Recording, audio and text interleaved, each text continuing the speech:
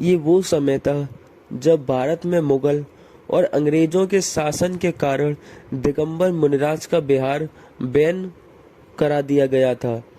ऐसे में श्री शांति सागर जी जैसे सूर्य का उदय हुआ, जिन्होंने दिगंबर मुद्रा का ऐसा डंका बजाया जो अब तक चल रहा है। अपने मुनि जीवन में 35 वर्षों में से 27 वर्ष उन्होंने उपवास किए थे और 9,938 उपवास का कीर्तिमान उनके नाम पर है। कुंतलगिरी महाराष्ट्र का जो प्रमुख दिगंबर जैन मंदिर है, वहीं पर 14 अगस्त 1955 को उन्होंने नियम संलेखना ली थी, जिसमें मात्र एक समय जल के अलावा सभी चीजों का त्याग कर दिया था और पहाड़ी पर एक गुफा में अंतिम समय बिता रहे थे। इसी नियम संलेखना को यम संलेखना में बदलते हुए उन्होंने 4 सितंबर 1955 को अंतिम बार जल लिया और इसके बाद जल का भी त्याग कर दिया। जब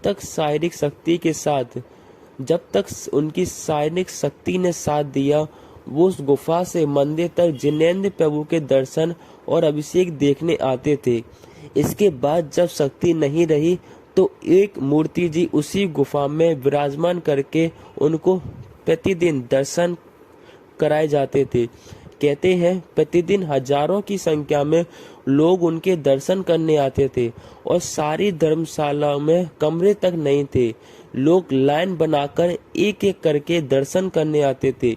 फिर एक समय ऐसा भी आया जब मात्र उनके पीछे कमंडल गुफा से बाहर रख दिए गए और लोगों से बोला, आप इसी के दर्शन करें क्योंकि शरीर बहुत क्षीण हो चुका है।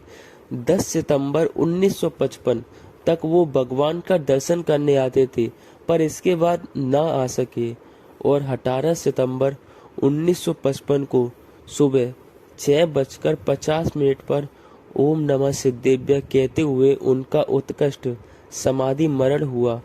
याद रखिए, 4 सितंबर 1955 को उन्होंने अंतिम बार जल लिया था। इस प्रकार 13 दिन का निर्जल उपवास करते हुए उन्होंने शरीर त्यागा था और तब भी चेहरे पर संतोष का भाव था।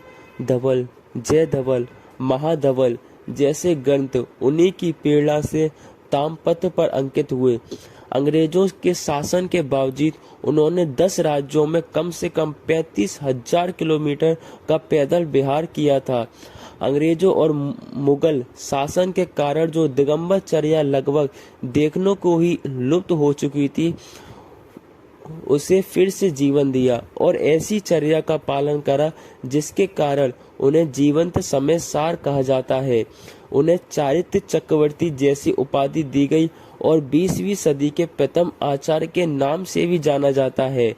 कुंतलगिरी में ही उनकी अंतिम क्रिया की गई और ऐसा भी लोगों ने कहा था कि उस समय एक सांप उनकी प्रदक्षिणा करने आया था। स्वयं आर्का शिरोमणि श्री ज्ञानमती माता जी ने इसका सरल सुनाया था। आज हम सभी श्रावक को समाधि मरण पढ़ना चाहिए और आचार्य श्री को याद करते हुए अनुभव करना चाहिए कि मृत्यु को कैसे महोत्सव बनाया जाता है। कर्नाटक में जन्मे आचार्य श्री को समर्पित। जय